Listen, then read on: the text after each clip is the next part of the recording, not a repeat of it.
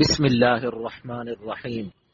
شیخ العرب والعجم عارف باللہ مجدد زمانہ حضرت اقدس مولانا شاہ حکیم محمد اختر صاحب رحمۃ اللہ علیہ، یعنی میرے پیارے دادا جان رحمۃ اللہ علیہ کے دروس مثنوی پر مشتمل کتاب درس مثنوی مولانا روم، مجلس درس مثنوی 12 رمضان مبارک سن 1418 مطابق 11 جنوری سن 1998 بروز یکشنبہ اتوار بوقت 6:30 بجے صبح بمقام خانقاہ امدادیہ شفیہ گلشن اقبال بلاک نمبر 2 کراچی۔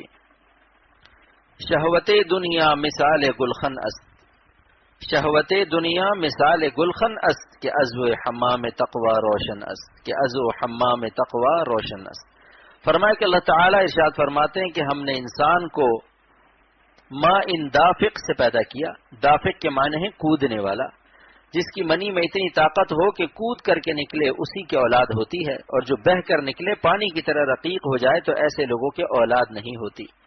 جب انسان کا مادہ ہی کودنے والا ہے تو پھر اس کو اگر شہوت ہوتی ہے تو کوئی تعجب کی بات نہیں، کیونکہ اس کے مادہ تخلیقیہ اور میٹیریل کی بنیاد ہی میں اچھلنا کودنا ہے، یہ اس کی فطرت ہے۔ پس طوفان شہوت اور گناہ کے تقاضے اس کی فطرت میں شامل ہیں، تب اسے کیا کرنا چاہیے؟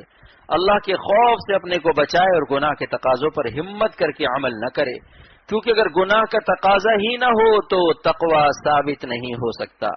تقوی کا وجود ہی اس وقت ہوتا ہے جبکہ تقاضا گناہ کا پیدا ہو، اور پھر اس کو روکو۔ اس روکنے سے جو غم کا جھٹکا لگے گا اسی سے نور تقوی پیدا ہوتا ہے۔ نار شہوت کو روکنے سے نور تقوی پیدا ہوتا ہے۔ شہوت کی نار کو جھکا دو تو نور ہو جاتی ہے۔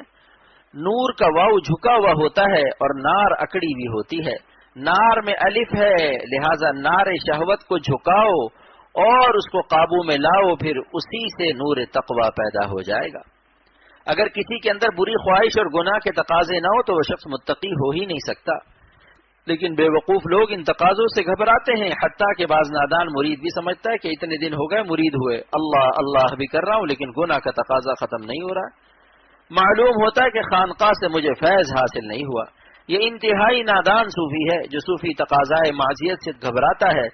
اس نے شیخ سے کچھ نہیں سیکھا، کیونکہ گناہ کا تقاضا ہونا گناہ نہیں، تقاضے پر عمل کرنا گناہ ہے۔ تقاضا روکنے سے جو غم آئے گا اسی سے تو اللہ ملے گا۔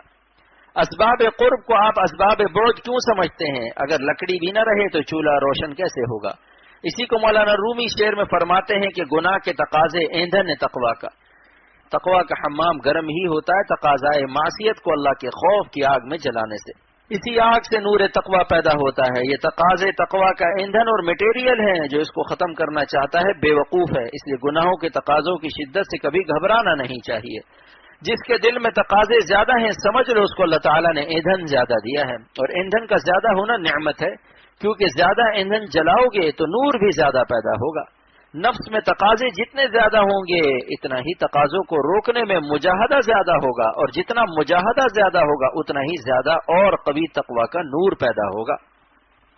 لہذا تقاضائے معصیت بالکل مضر نہیں، بلکہ ان کو جلا دو تو یہی قرب و ترقی کا ذریعہ ہے۔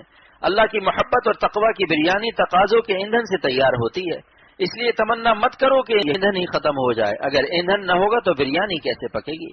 جو گناہوں کے تقاضوں سے گھبراتا ہے اصل میں لومڑی ہے، طاقت چور ہے، ہمت چور ہے۔ اس کو گناہوں کے تقاضوں سے گھبراہٹ اس لیے ہوتی ہے کیونکہ ان کو روکنے کے لیے ہمت استعمال نہیں کرتا۔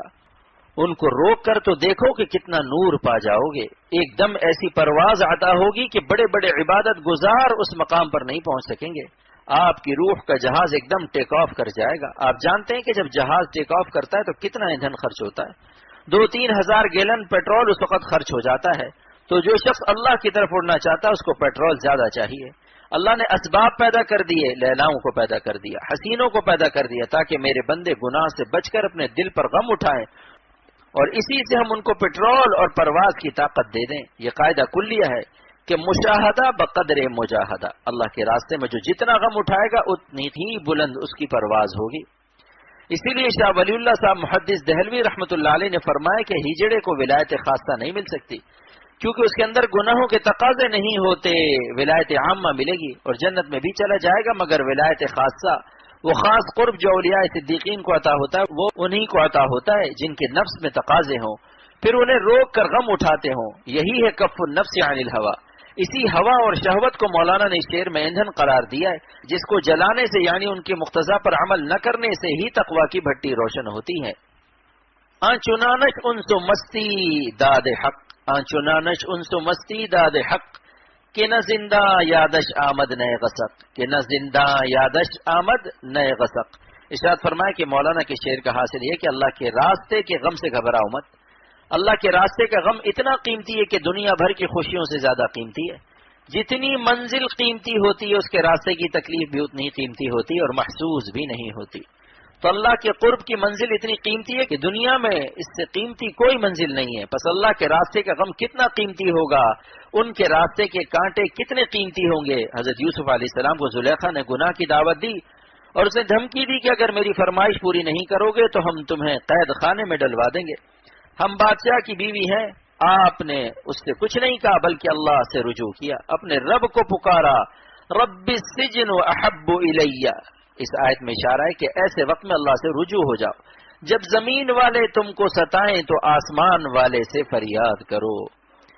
زمین کے مقناطیس جب ہم کو کھینچیں تو آسمان والے جاذب کو پکارو، جس کی قوت جاذبہ سب سے بڑی ہے۔ اور سیدنا حضرت یوسف علیہ السلام کی جان پاک نے جو اعلان کیا تھا وہی اعلان کرو کہ رب السجن احب الی مما یدعوننی الی، اے میرے پالنے والے تیرے راستے کا قید خانہ مجھے پیارا ہے اس گناہ سے جس کی طرف یہ بادشاہ مصر کی عورت مجھے بلا رہی ہے اور مجھے دھمکی دے رہی ہے کہ اگر گناہ نہیں کرو گے تو تم کو قید خانے میں ڈال دیں گے، لیکن اے خدا تجھے ناخوش کرنے سے مجھے قید خانہ احب ہے۔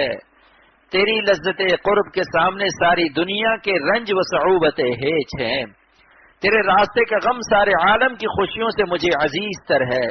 تیری راہ کا قید خانہ اور قید خانے کا غم مجھے محبوب ہی نہیں بلکہ احب ہے، اس خبیث بات سے جس کی طرف یہ عورتیں مجھے بلا رہی ہیں۔ اور یہاں جمع کا صیغہ یدعون کیوں نازل ہوا جبکہ بلانے والی واحد تھی، یعنی صرف زلیخا بلا رہی تھی؟ تو حضرت حکیم الامت نے تفسیر بیان القرآن میں لکھا ہے کہ اللہ تعالیٰ نے جمع کا صیغہ اس لیے نازل کیا کیونکہ مصر کی عورتوں نے سفارش کی تھی کہ اے یوسف اس کی خواہش پوری کر دو، لہذا گناہ میں تعاون کرنا، مدد کرنا اور سفارش کرنا اتنا ہی جرم ہے جتنا اصل مجرم کا، اسی لیے رشوت دلانے والا اتنا ہی مجرم ہے جتنا لینے والا۔ اور یہ آیت اللہ تعالیٰ کی شان محبوبیت کی بھی دلیل ہے کہ اللہ تعالیٰ اتنے پیارے ہیں کہ جن کے راستے کے قید خانے احب ہوتے ہیں تو ان کی راہ کے گلستان کیسے ہوں گے۔ یہ جملہ جب اللہ تعالیٰ نے مجھے عطا فرمایا تو میری اردو کی لذت پر ندوہ کے علماء مست ہو گئے اور فرمایا کہ کیا استدلال ہے اور کیا شیرینی زبان ہے کہ جن کی راہ کے قید خانے محبوب ہی نہیں احب ہیں ان کی راہ کے گلستان کیسے ہوں گے، جن کے راستے کی تلخیاں پیاری ہیں تو ان کی شیرینیاں کیسی ہوں گی، جن کی راہ کے غم اور تکالیف احب ہیں تو ان کے نام کی لذت کا کیا عالم ہوگا، کیونکہ اللہ تعالیٰ بے مثل ہیں تو ان کے نام کی لذت بھی بے مثل ہے، جو جنت میں بھی نہیں ملے گی۔ خاص کر کے نظر بچانے کے غم پر حلاوت ایمانی کا جو وعدہ ہے یہ حلاوت ایمانی اس دنیا ہی میں ملتی ہے، یہ جنت میں بھی نہیں ملے گی، کیونکہ جنت میں نظر بچانے کا حکم ختم ہو جائے گا، وہاں شریعت نہیں رہے گی، وہاں سب فرشتوں کی طرح پاک ہو جائیں گے، تو یہ مزہ دنیا ہی میں اٹھا لو، نظر بچا کر یہ حلوہ ایمانی لوٹ لو۔ اللہ کے نام پاک کی اسی لذت و مستی و حلاوت ایمانی کو جو سیدنا یوسف علیہ السلام کو عطا ہوئی مولانا اس شعر میں بیان فرماتے ہیں، آن چنانش انس و مستی داد حق کہ نہ زندہ یادش آمد نئے غسق۔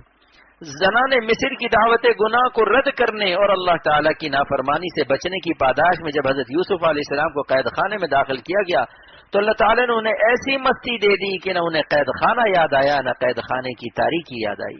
ان کی جان پاک پر اللہ تعالیٰ نے اپنی محبت کا ایسا خاص فیضان ڈالا کہ ان کو قید خانے کا احساس بھی نہیں ہوا۔ یہ اللہ کی شان ہے۔ مولانا اس سے ہم کو یہ سبق دیتے ہیں کہ گناہوں کی عارضی لذت چھوڑنا غم کا قید خانہ ہے۔ اگر ہم ارادہ کر لیں اور ہمت سے کام لیں کہ گناہ نہیں کرنا ہے اور گناہ نہ کرنے کا غم اٹھانا ہے اور غم کے اس قید خانے کو دل و جان سے محبوب رکھنا ہے، لیکن اللہ تعالیٰ کو ناخوش کر کے حرام خوشیاں قلب میں درآمد نہیں کرنا ہے، غیر اللہ کی شکل و صورت سے بچنے میں جان کی بازی لگانا ہے، تو انشاءاللہ بطفیل سرور عالم سید الانبیاء صلی اللہ علیہ وسلم آج بھی اللہ تعالیٰ وہ مستی دینے پر قادر ہے کہ غم محسوس ہی نہ ہوگا اور ایسی مستی عطا ہوگی جس کا نشہ کبھی نہیں اترے گا۔ مولانا رومی فرماتے ہیں، خاصا کا خمرے کے از خم میں نبی اس مستی او دائمی نے یک شبی اس نبی علیہ السلام کے خم محبت و معرفت، خم سنت و شریعت سے جو میں عطا ہوتی ہے اس کا نشہ دائمی ہوتا ہے جو کبھی نہیں اترتا۔ دنیاوی شراب کی مستی تو ایک رات میں اتر جاتی ہے، لیکن اللہ کی محبت کا یہ نشہ تلواروں سے بھی نہیں اترتا۔ نظر بچانے پر جو وعدہ ہے حلاوت ایمانی کا کہ تم آنکھ کی مٹھاس ہم پر فدا کر دو، ہم دل کی مٹھاس تم کو عطا کر دیں گے۔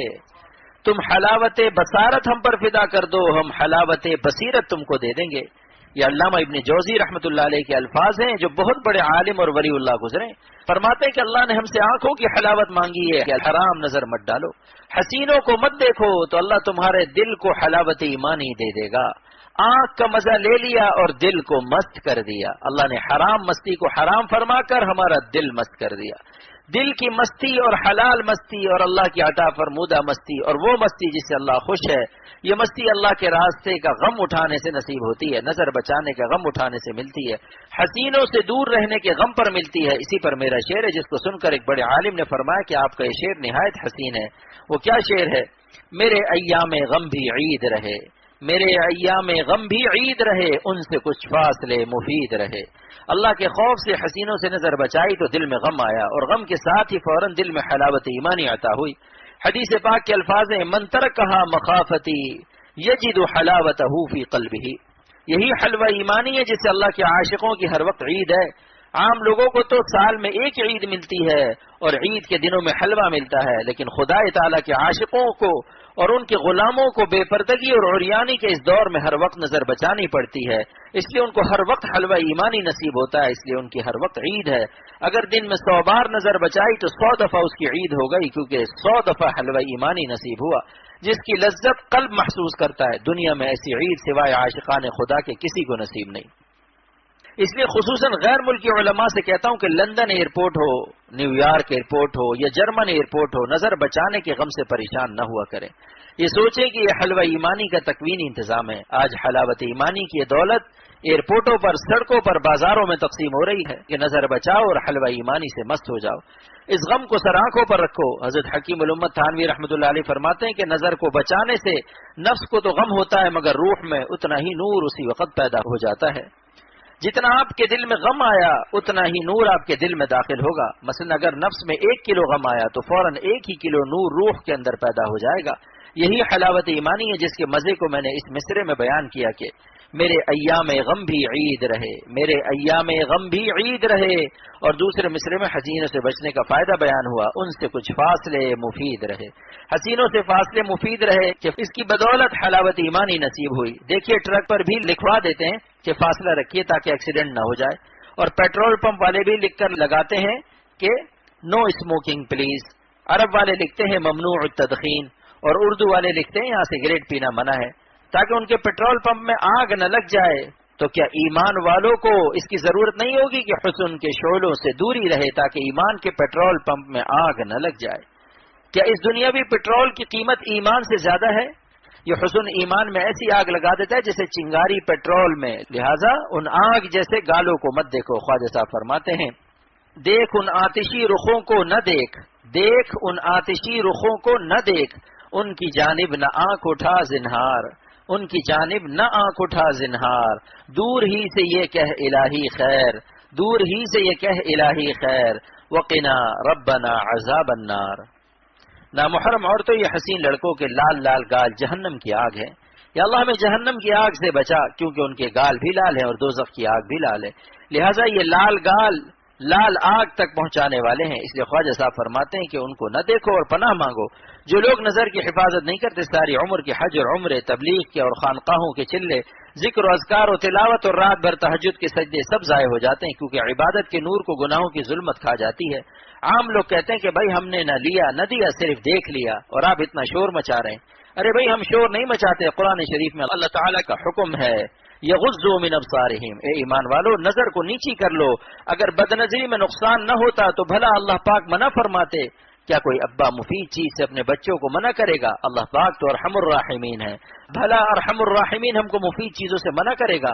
اگر اس میں ضرر نہ ہوتا تو اللہ پاک منع نہ فرماتے۔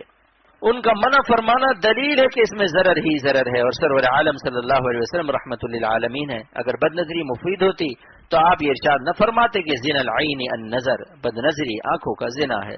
حکیم الامت فرماتے ہیں کہ بدنظری کے بعد حلاوت ایمانی سلب ہو جاتی ہے اور عبادت کا مزہ بھی نہیں آتا.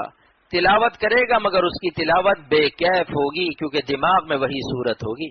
سجدہ کرے گا مگر اس کا سر خدا کے حضور میں نہیں ہوگا.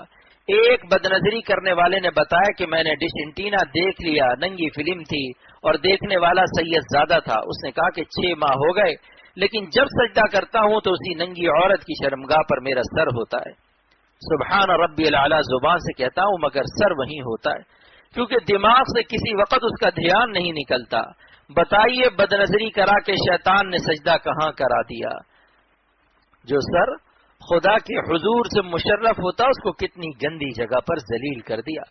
بس اب خود فیصلہ کر لیجئے کہ اللہ کے راستے میں ذرا سا غم اٹھا کر وہ کیف وہ مستی بہتر ہے جو اللہ تعالی انبیاء و اولیاء کو عطا فرماتا ہے، جس کے بعد غم کے قید خانے کی صعوبتیں بھی لذیذ ہو جاتی ہیں، یا خدا کے قہر و عذاب کی یہ لعنتی مستی بہتر ہے جس کے بعد تڑپنا، بے چین رہنا اور اللہ کے عذاب میں گرفتار رہنا نصیب ہوتا ہے. اور دل بھی ایسے شخص کا لعنتی ہو جاتا ہے. جب آنکھ لعنتی کام کرے گی تو دل کہاں سے جنتی ہوگا؟ عمل کر کے تو دیکھو، یہ راستہ خالی علوم کا نہیں ہے، یہ خالی معلومات کا راستہ نہیں ہے. عمل کر کے دیکھو. لاکھ ہم تعریف کریں کہ مرغی کی یخنی پیو، بہت طاقتور ہے، اور کوئی مرغی کے سوپ یعنی یخنی کا طریقہ بتا رہا ہے اور سب لوگ لکھ رہے ہیں، مگر فائدہ کسی کو نہیں ہوگا. جو پیے گا اسی کو فائدہ ہوگا. ملفوظات نوٹ کرنے سے کام نہیں بنتا. اللہ کے نام کا غم اٹھا کر دیکھو کہ کیا ملتا ہے. اللہ کے دوستوں کے غم اور مجاہدہ کی تعریفیں کرتے رہو اور خود غم نہ اٹھاؤ. جب موقع آئے لومڑی بن جاؤ اور پاگل کی طرح دیکھنے لگو. اس وقت معلوم ہی نہیں ہوتا کہ یہ شخص کبھی اللہ اللہ بھی کر رہا تھا، کبھی یہ شخص اہل اللہ کی صحبت میں رہا تھا. لہذا ان مرنے والی لاشوں کے ڈسمبر کی خاطر خلاف پیغمبر کام مت کرو. کمینے پن کی کوئی حد ہوتی ہے. جن کے بال سفید ہو گئے ان کو تو زیادہ ہوشیار رہنا چاہیے. آئینے میں اپنی داڑھی دیکھو اور اپنے نفس سے کہو کہ اے کمینے نفس، تو گناہ کرتے کرتے بڈھا ہو گیا. بتا کیا تیرے پاس حرام مزے کا کوئی اسٹاک ہے؟ کیا حرام مزے کا کوئی ذرہ باقی ہے؟ حرام کا مزہ حلال کا سکون بھی چھین لیتا ہے. حرام کا مزہ حلال کا سکون بھی چھین لیتا ہے.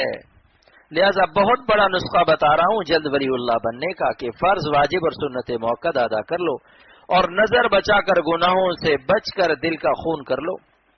یہ بہت مختصر راستہ ہے اللہ کا دوست بننے کا. اسی کو ایک شاعر کہتا ہے، آؤ دیار دار سے ہو کر گزر چلیں، آؤ دیار دار سے ہو کر گزر چلیں. سنتے ہیں اس طرف سے مسافت رہے گی کم، سنتے ہیں اس طرف سے مسافت رہے گی کم. یعنی اپنے نفس کی خواہشات کو دار پر چڑھا دو، آپ بہت جلد اللہ کو پا جائیں گے. اور آپ کے قلب کی خوشی کے عالم کا وہ عالم ہوگا کہ سارا عالم آپ کے قلب کے اس عالم کو جان بھی نہیں سکتا. 1,00,000 حج عمرے کا ثواب سر آنکھوں پر، لیکن ایک نظر بچانے کی لذت قرب کو نہیں پہنچ سکتا. اسی لیے میں کہتا ہوں کہ آج کے زمانے میں جو نظر بچا لے وہ ولی اللہ ہو جائے گا. بس فرض، واجب، سنت موقدہ نہ چھوڑے، کیونکہ فرض، واجب اور سنت موقدہ ہمارے ایمان اور اسلام کا اسٹرکچر ہے. جب اسٹرکچر ہی نہیں رہے گا تو فنیشنگ کہاں کرو گے؟ حفاظت نظر کی فنیشنگ سے آپ کا ایمان چمک جائے گا. اس غم سے آپ غرق فی النور ہو جائیں گے اور دل میں اللہ کی محبت کا اتنا درد پیدا ہوگا کہ آپ کے جلے بھنے دل سے ایسی خوشبو آئے گی کہ آپ کے ذریعے سے لاکھوں انسان ولی اللہ بن جائیں گے. لہٰذا یاد رکھو، جب کوئی حسین سامنے آ جائے تو اس کے بڑھاپے کا خیال کر کے آنکھیں بند کر کے سوچو کہ اس کی عمر 90 سال کی ہو گئی اور اس معشوق یا معشوقہ کی کمر جھکی ہوئی، آنکھوں پر 12 نمبر کا چشمہ لگا ہوا. عورت ہے تو سمجھ لو کہ اس کے پستان 1-1 فٹ نیچے لٹکے ہوئے ہیں، منہ کے دانت بھی سب باہر آ چکے ہیں، پائریا الگ ہے، سارے بال سفید ہو گئے، چوٹیاں جھڑ گئیں، بس تھوڑے سے بال رہ گئے، مثل بڈھے گدھے کی دم کے. یہ مراقبہ ہے، یہ قوت متخیلہ اللہ نے ہمیں کیوں دی ہے؟ تاکہ میرے بندے میری فرما برداری میں اس کو استعمال کریں. یہ تھوڑی کہ عورتوں کے خیال سے، معشوقوں کے خیال سے قوت متخیلہ کو پلید کیا جا رہا ہے.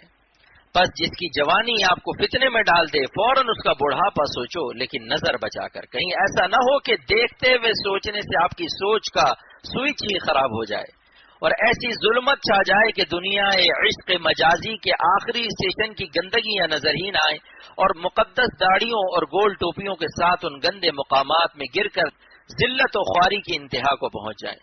نظر ابلیس کا تیر ہے زہر میں بجھا ہوا. لاکھ جو عمرہ کیا لیکن کسی عورت پر نظر ڈال دی تو وہیں ثواب کا سارا اسٹاک ختم کر دیا. اس لیے نفلی حج عمرے سے زیادہ تقوی سیکھو. اللہ تعالیٰ سے دوستی کی بنیاد تقوی پر ہے، نفلی حج عمرے پر نہیں ہے. اور تقوی اللہ والوں کی غلامی سے ملتا ہے. تھوڑا کماؤ مگر حفاظت کرو کہ ڈاکو نہ لے جائے تو ایسا شخص مالدار ہے. اور ایک شخص نے کمایا بہت لیکن اپنے مال کی حفاظت نہیں کی اور ڈاکو لے گئے تو وہ قلاش اور مسکین اور مستحق زکوٰۃ ہے. بس فرض، واجب اور سنت موقدہ کوئی ادا کر لے، چاہے کوئی نفل یا کوئی وظیفہ نہ پڑھے، لیکن ایک لمحہ اللہ تعالیٰ کو ناراض نہ کرے تو یہ ولی اللہ ہے.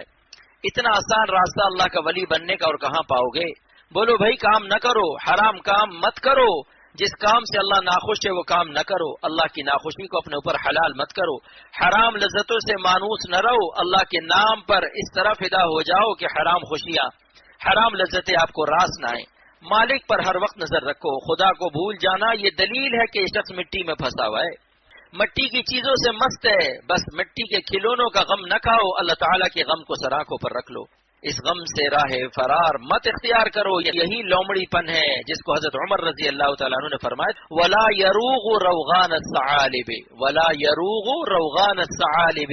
مردان خدا اللہ کے راستے سے لومڑیوں کی طرح فرار اختیار نہیں کرتے، اللہ کے راستے کے غم کو سراخوں پر رکھتے ہیں. یہ غم قسمت والوں کو اللہ دیتا ہے، یہ غم خوش نصیبوں کو ملتا ہے، اپنے دوستوں کو اللہ یہ غم دیتا ہے، اور نافرمانی کے حرام مزے دشمنوں کو ملتے ہیں.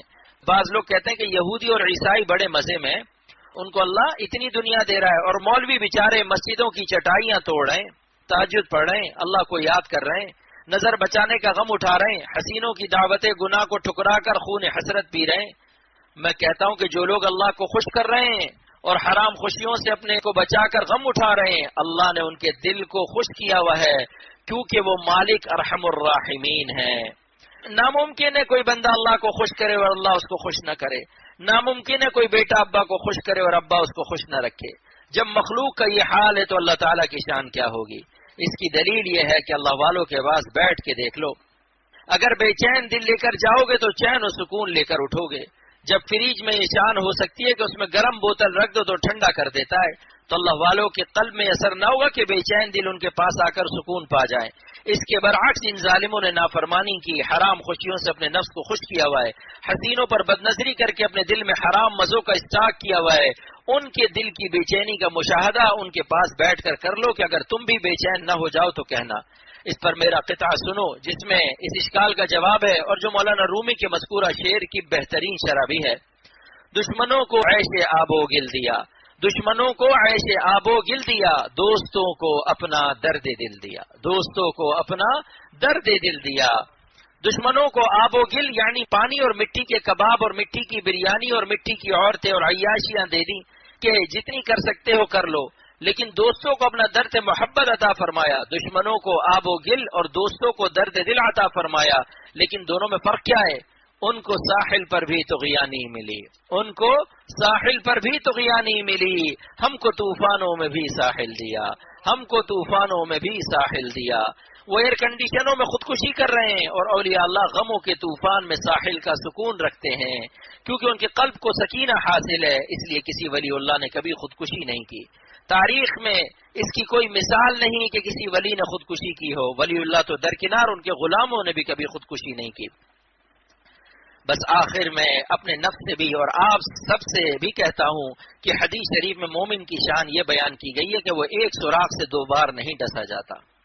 جب حسینوں سے بدنظری سے نافرمانی سے بے چینی ہی پائی ہے تو اس بے چینی پیدا کرنے والے سوراخ میں دوبارہ انگلی مت ڈالو. یہ حسین سب مٹی ہیں، مٹی کے نقش و نگار ہیں، مٹی کے رنگ و روغن ہیں، مٹیوں کو بہت دیکھ چکے. اب خالق ارض و سما سے دل لگا کر دیکھو، ان کے راستے کا غم اٹھا کر دیکھو. اگر دونوں جہان کی لذتوں سے بڑھ کر مزہ دل میں نہ پاؤ تو کہنا کہ اختر کیا کہہ رہا تھا.